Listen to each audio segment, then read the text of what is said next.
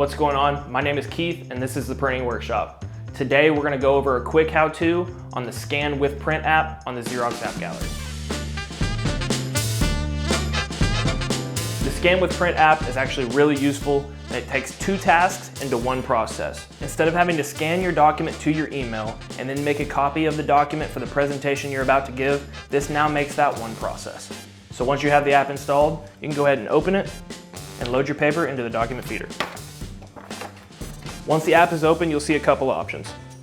Do you want to print this document or just email it to a group of people? How many copies of this document do you want? Do you want two-sided or single-sided scanning? And if you do want to email, you can click that right here. And I'm going to go ahead and email this to myself. You'll also be able to save this preset if you have jobs like this in the future or many presentations coming up the same way. You can also reset here and it'll take all your things back to square one. Once you're happy with this screen, we can press next.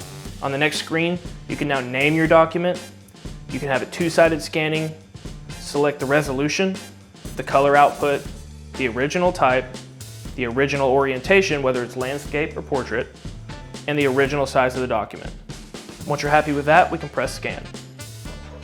After your job's complete, you'll have your copy emailed to you and or everyone else in your email chain, and you'll also have the physical copies to hand out during your next presentation.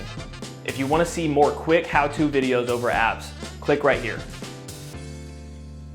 If you like this kind of content, make sure to like, subscribe, and hit the bell.